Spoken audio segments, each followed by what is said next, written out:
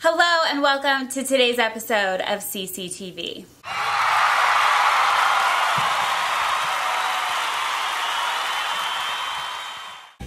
Hi guys, Christina Carlyle here and welcome to today's episode. Today's episode is all about how coffee can make you fat and sick and unhappy, just have you feeling unhappy, unhealthy, and unfit when really you just want it to perk you up and get you out of bed. And this episode is kind of inspired because I posted a blog post a few weeks ago with a recipe for a skinnier version of the Starbucks pumpkin spice latte.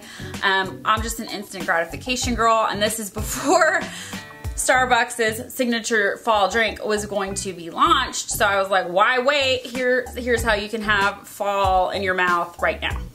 So a few days after I had emailed that to everybody on my newsletter, Food Babe launched a campaign against Starbucks and their signature fall drink, the pumpkin spice latte. And Food Babe, if you're not familiar with her, is a food blogger, an activist. She's really revolutionizing the way people look at food, and she's bringing a lot of awareness to it, and she's really holding big companies and big businesses responsible for misrepresenting ingredients that can potentially make us really unhealthy and really sick, causing cancer and just crazy things like that. So I really highly recommend you follow her. My whole thing is I kind of just want to help you eat the things you love but get happy and healthy and fit. So that's the way I look at it. So Food Babe is an excellent person to follow if you want to learn about all the icky, nasty things in your food. I'm the type of person you want to follow if you're just trying to have your cake and eat it too, and eat like a fat girl but look like a skinny girl and just feel healthier and just be better, the best version of you. That's my approach as a nutritionist and a trainer. How you can have it all. So a lot of people just drink coffee anyway because it's magically delicious, but there are actually 4 really huge ways that coffee can make you fat and unhealthy and just not look and feel your best when really that's why you're drinking it. So you can get that extra motivational boost you need every morning. So I'm going to show you what is really in your cup and how to fix it so that you can get better results and clean up your body. So here we go. Let's begin with the beans. Every commodity that's produced in the United States typically is genetically modified. Big business wants a lot of product as fast as possible so they can mass produce it and sell it, because we as a nation tend to eat a lot of it. So things like corn and wheat, and that's a lot of people are experiencing gluten allergies and sensitivities and tolerances. Soy, dairy, I mean, anything that we as a nation eat a lot of is typically genetically modified, and these processes, the way they're manufactured and grown and harvested and packaged, all kind of step up the allergen and tolerance properties to them. The thing with coffee is a lot of times it's full of allergens because it's mass produced in plants that also manufacture and produce corn and soy and wheat and things like that. 9 times out of 10, even if you're drinking black coffee, your cup is also full of things that you may or may not know that you're intolerant or allergic to, make you feel bloated or uncomfortable or sick or tired. Oftentimes the symptoms leave you feeling blah, so that your body sends a craving that gets you to have some more. Go organic, make sure you read the packaging and make sure it's just the beans. You don't want anything that's ground up, because usually it's the stuff that's they already did the work for you, is being done in a plant that's full of these allergens. So you want to buy the whole beans, get a little coffee grinder. It's one extra step. It's kind of a noisy process, but it's better for you in the long run because you're making sure that your beans are clean and green, and you're also getting a more concentrated amount of caffeine and flavor as opposed to the other stuff where you have to use a lot of coffee to get a lot of flavor. Over here you can use a little coffee, get more flavor, more freshness, more caffeine, more bang in your cup. So that's my first tip.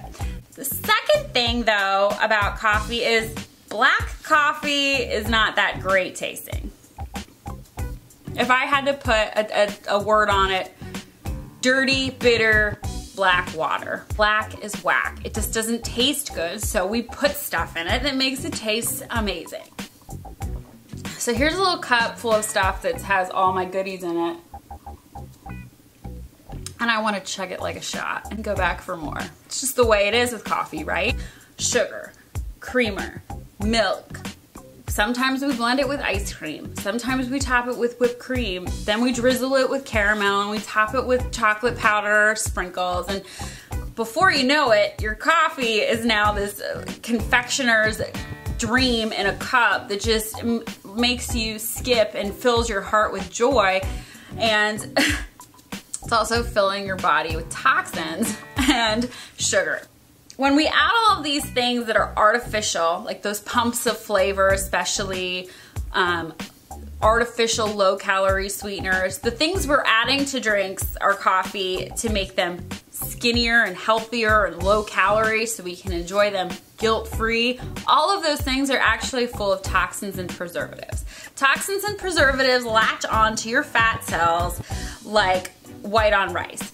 Your fat cells act like little sponges for these toxins because your fat's just hanging around your body waiting to be burned. It really has nothing else to do. So why not just kind of soak up all these toxins that don't have anywhere else to go because they're not supposed to be in your body in the first place because they're completely fake. The more you add these things to your coffee, the more they're retained in your body, making you feel bad, feel tired, causing more cravings. Now, obviously, if you're going the full sugar route, all that extra sugar is causing more fat too. So it's just, if you're not using the right things in your cup, you're just making it into a fat bomb that can make you really sick and unhappy and craving more. So the way to solve this, you always want to use natural sugars.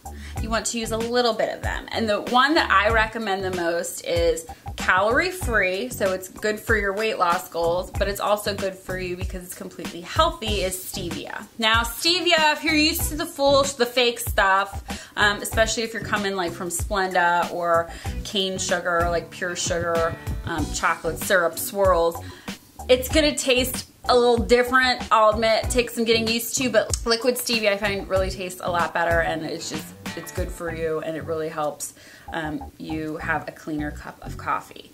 Now, when it comes to dairy products, you want to make sure you go with a almond milk or a low or a non-fat dairy option. Number 3, coffee can make you fat because one cup can be a cup of the absolute worst combination of nutrients you can ever put on your body, okay?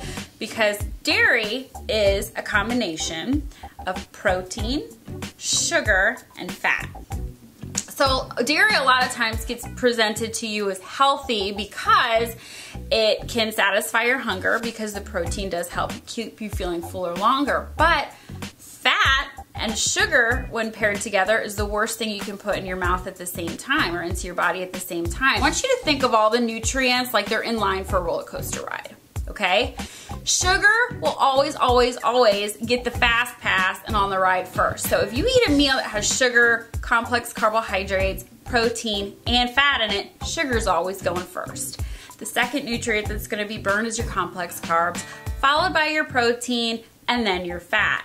But 9 times out of 10, we have so much simple sugars and that fat really never gets a chance to take its ride because they keep going on this roller coaster ride while of peak, crash, peak, crash, peak, crash. And when every time you crash, you crave. And if you're going for another cup of coffee, for example, or a pastry, or just crackers, chips, soda, even fruit, that fat is getting shafted while all these other fast pass people get to go first. So it's really just terrible to ever eat a sugar with a fat. That's why when you do drink dairy, it's really important that you go for the lowest fat, so non-fat or skim milk, or 1% if you have to have it. I know people that are used to whole fat are gonna be like, oh, but it tastes different. Same way your black coffee tastes like dirty water, skim milk can taste just like diet milk. So it's just really a good idea to cut all fat and just go with a natural almond milk that doesn't have any fat and it's more natural, and it just kind of makes your body just work harmoniously together and all the nutrients digest at the same time so it can get out of your body as quickly as possible.